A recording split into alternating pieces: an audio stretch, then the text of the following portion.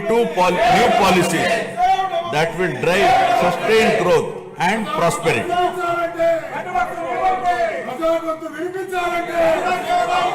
I am proud to share that our efforts are already showing results. We are attracting global giants like Google, ArcelorMittal Steel Company, Tata Power, Grenco Group, BPCL, TCL, and others.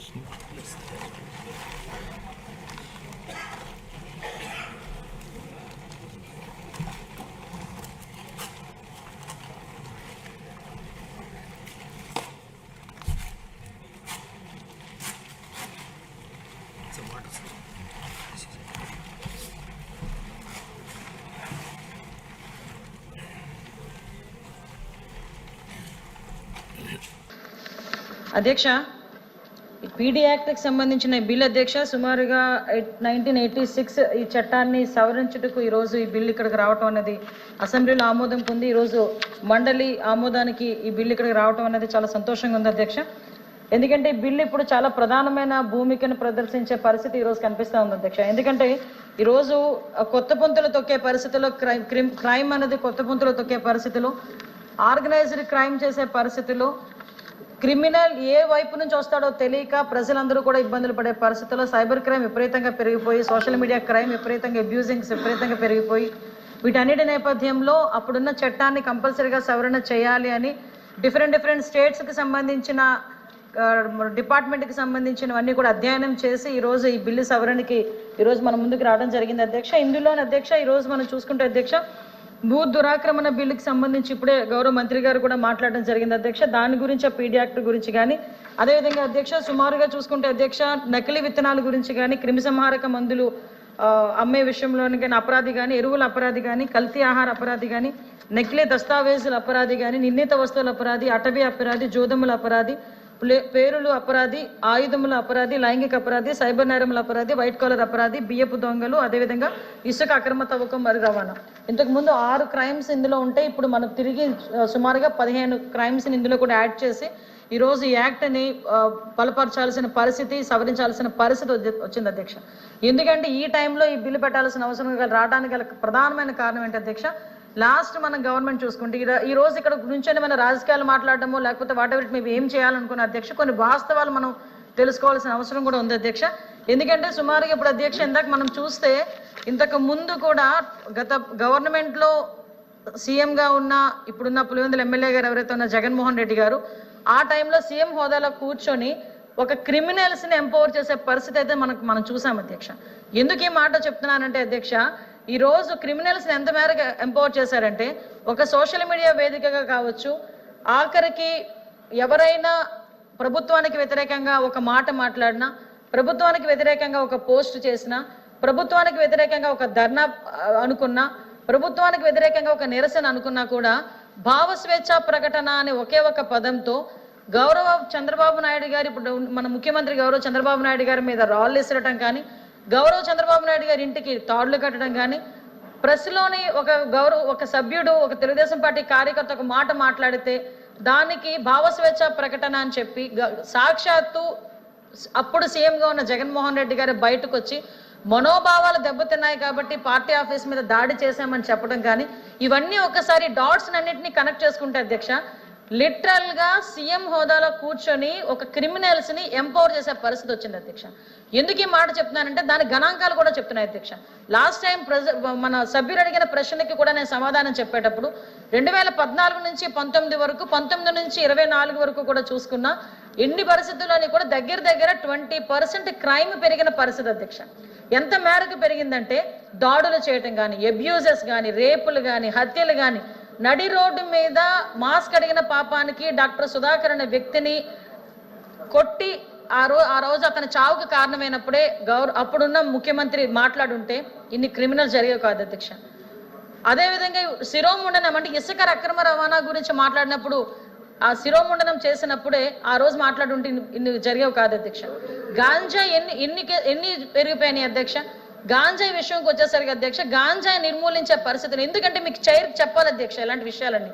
గాంజాయి విపరీతంగా పెరిగిపోతుంది. గాంజాయి మత్తులోని అనేక రకాలైన క్రైములు చేస్తున్నారు, హత్యలు చేస్తున్నారు, అత్యాచారాలు చేస్తున్నారు అనుకునేటప్పుడు మొదట్లో మేము మాట్లాడేటప్పుడు కూడా తమరు కూడా చైర్ నుంచి కూడా అడిగారు అధ్యక్ష, గాంజాయి నిర్మూలించే పరిస్థితి మీరు ఇమ్మీడియట్ గా తీసుకోండి అమ్మా అని చెప్పి.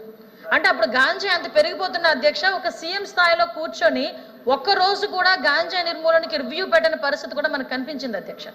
ఇటువంటి పరిస్థితులు ఒక ఎత్తు అయితే అధ్యక్ష, ఒక పక్క నుంచి ఎక్కడైనా ఒక అమ్మాయికి అన్యాయం జరిగింది, ఒక అమ్మాయిని నడి రోడ్డు మీద రమ్య అనే అమ్మాయిని స్వతంత్ర దినోత్సవం రోజు పొడిచి చంపించిన రోజు కూడా బయటకు వచ్చి ముఖ్యమంత్రి హోదాలో ఒక వ్యక్తి మాట్లాడకపోవటం అన్నది ఆ రోజు ఆ ప్రజలు చేసుకున్న దౌర్భాగ్యంగా మనం భావించాలి అధ్యక్ష. దాని పర్యవసానం ఏదంటే అధ్యక్ష, లాటరల్ గా వస్తూనే ఉంది అధ్యక్ష. ఈ రోజు పరిస్థితి చూస్తే ఆ రోజు అమరావతి మహిళా రైతుల గురించి కానీ ఎంత దారుణం అంటే, ఈ ఒక డిజిటల్ కార్పొరేషన్ అనేది ఒక ఏర్పాటు చేసి ఆర్గనైజ్డ్ క్రైమ్ అని మేము ఎందుకు చెప్తున్నాం అంటే, ఒక డిజిటల్ కార్పొరేషన్ అనేది ప్రభుత్వం ఏర్పాటు చేసి దాని నుంచి 140 మందికి సుమారుగా 140 మంది పైగా ఉద్యోగాలు ఇచ్చి, వాళ్ళ ఉద్యోగాలు అంటే ఏంటో తెలుసా అధ్యక్ష, కోర్టులు ఏమైనా వ్యతిరేకంగా మాట్లాడితే మాకు కోర్టా, మేము మాట్లాడొచ్చా మాట్లాడకూడదు అవన్నీ అనవసరం అధ్యక్ష. వాళ్ళకి పోస్ట్ కింద అమౌంట్ అనేది డిజిటల్ కార్పొరేషన్ నుంచి వచ్చింది, ఆ తీసుకున్న డబ్బులకి న్యాయం చేయాలి కాబట్టి కోర్టులని నిందించారు. కోర్టులోని జడ్జీలు వాళ్ళ ఫ్యామిలీస్ని బయటకు తీసుకొచ్చి చాలా దారుణంగా మాట్లాడిన పరిస్థితి. ఆ రోజు మేము బయటకు వచ్చి ఎవరైనా గట్టిగా మాట్లాడితే మా మీద నోటుకు వచ్చినట్టు మాట్లాడే పరిస్థితి. ఆఖరికి బయటకు వచ్చే అధ్యక్ష, వాళ్ళ పార్టీ తాలూకా కార్యకర్తలు మా ఇళ్లలోకి వచ్చి మా ఆడపిల్లలు అత్యాచారాలు చేస్తారని చెప్పిన సందర్భాలు కూడా ఈ సందర్భంగా గుర్తు చేస్తున్నాను అధ్యక్ష. ఎందుకంటే ఈ రోజు ఒక మహిళగా రాజకీయాల్లోకి రావాలంటేనే మహిళలు అన్న వాళ్ళు చాలా దమ్ము ఉండాలి. నెక్స్ట్ ఇంకోటి ఏంటంటే కట్స్, అది నా ఉద్దేశం దమ్ము అంటే వేరేది కాదు అధ్యక్ష, కట్స్ ఉండాలి. అట్ ద సేమ్ టైం ధైర్యం ఉండాలి. బయట ప్రపంచం ఏదైనా ఒక మాట మాట్లాడితే తట్టుకునే కెపాసిటీ ఉండాలి అధ్యక్ష. ఎంత తట్టుకుంటున్నాం కదా అని చెప్పి మా ఇళ్లలో ఆడపిల్లల గురించి మా గురించి ఫోటోలు మార్పు చేసి ఇష్టానుసారంగా పెట్టిన రోజు నేను ఇంచుమించుగా కొన్ని పదుల సంఖ్యలో నేను తీసుకెళ్లి కంప్లైంట్లు ఇచ్చిన పరిస్థితి ఉంది అధ్యక్ష. వాళ్ళ మీద కేసులు కట్టారో లేదో నాకు తెలియదు, కానీ మా మీద అయితే పదుల సంఖ్యలో కేసులు ఉన్న సంగతి మాకు తెలుసు అధ్యక్ష. ఇక్కడున్న ప్రతి సభ్యుల మీద కూడా కేసులు ఉన్నాయి, ఇక్కడున్న ప్రతి సభ్యుల మీద కూడా అబ్యూజింగ్ చేసే పరిస్థితులు కనిపించినాయి. ఇటువంటి సిచ్యువేషన్ నేపథ్యంలో ఈ రోజు అధికారంలోకి వచ్చిన తర్వాత గౌరవ చంద్రబాబు నాయుడు గారు అధికారంలోకి వచ్చారు.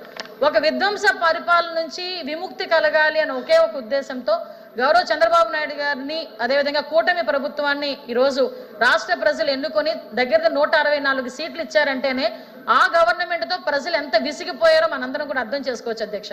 వచ్చిన తర్వాత నుంచి చాలా మంది ఏంటంటే, నేను ఎందుకు ఈ మాట పర్టికులర్ గా నేను అక్కడ కూడా చెప్పాను అధ్యక్ష, ఎందుకంటే ఆర్గనైజ్డ్ క్రైమ్ అని కానీ క్రైమ్ పెరిగిందని చెప్పడానికి నిన్న కూడా అసెంబ్లీలో ఒక పదం ఉపయోగించాను అధ్యక్ష. మన క్రిమినల్ సైకాలజీ ప్రకారం మనకి బ్రోకెన్ విండో సిండ్రోమ్ అని చెప్పేసి ఉంటుంది అధ్యక్ష. ఎక్కడైనా ఒక అద్దం పగిలింది అనుకోండి, అది ఇమీడియట్ గా మనం రిపేర్ చేయకపోతే అద్దం పగిలింది కదా అని ఇంకొంచెం పగలగొట్టడానికి ఇంకొకరు ట్రై చేస్తారు. ఎవరు ఏమి చేయట్లేదు కదా అని ఓవరాల్ గా అది పగలగొట్టేసే పరిస్థితి వరకు లాస్ట్ వరకు కూడా ముందుకెళ్ళిపోతారు అధ్యక్ష. అంటే ఏంటంటే సిస్టమ్ మీద ఒక గ్రిప్ లేకపోయినా, సిస్టమ్ ని స్టిమ్యులేట్ చేయాలి అన్న ఆలోచన ప్రజాప్రతినిధులకి లేకపోయినా ఆ క్రైమ్ అనేది ఎంత మేరకు పెరుగుతుందని చెప్పడానికి ఇది ఒక ఎగ్జాంపుల్ కింద క్రిమినల్ సైకాలజీలో ఉంటుంది అధ్యక్ష. దాన్ని ఇక్కడ నేను కోట్ చేస్తున్నాను అధ్యక్ష. అటువంటి పరిస్థితుల నుంచి ఈ రోజు పరిస్థితులు ఎంతవరకు పీక్స్కి వెళ్ళిపోయినాయంటే అధ్యక్ష, అతని మీద వ్యతిరేకంగా వాళ్ళ తల్లి గాని చెల్లి గాని మాట్లాడినా కూడా అలాంటి వాళ్ళ మీద, వాళ్ళ తల్లి మీద కానీ చెల్లి మీద కానీ పోస్టులు పెట్టేటప్పుడు కూడా నోరు మెదపకుండా ఉండే పరిస్థితి వచ్చేసింది అధ్యక్ష. ఈ రోజు పరిస్థితి ఏమైంది అధ్యక్ష, ఆ పరిస్థితి నుంచి ఈ రోజు మేమందరం కూడా బయటికి రావాలి. ఎందుకంటే ఆ రోజు 5 సంవత్సరాలు మేము న్యాయం గురించి పోరాటం చేసినప్పుడు మా ఇళ్ళకి వచ్చి హౌస్ అరెస్టులు చేశారు. ఆయన బయటకు వచ్చేటప్పుడు ప్రజలు ఎవరు అడగకుండా ఉండాలని పరదాలు కట్టారు. ఆయనకి సెక్యూరిటీ ప్రాబ్లం వస్తే ఆయన పచ్చని చెట్లను కట్ చేశారు. ఆఖరికి అతను మీటింగుల్లో కూర్చుంటే పెన్ను పెట్టుకునేవ్వలేదు అధ్యక్ష, బ్లాక్ చున్నీలు వేసుకునేవ్వలేదు అధ్యక్ష. బ్లాక్ చున్నీ కూడా తీసేసి అక్కడ పెట్టి వెళ్ళమనే పరిస్థితులు ఆడవాళ్ళు ఎదుర్కొన్నారు అధ్యక్ష. నేను ఇక్కడ కోట్ చేయాలి, ఎందుకంటే ఇలాంటి సిచ్యువేషన్స్ లో క్రైమ్ ఎంతలా పెరిగింది. ఒక క్రిమినల్ మెంటాలిటీ ఉన్న వ్యక్తి సీఎం కుర్చీలో కూర్చుంటే ఏ రకంగా రాష్ట్రం బస్టు పెట్టిపోయిందని చెప్పడానికి ఇది ఒక ఎగ్జాంపుల్ కింద చెప్పాను అధ్యక్ష.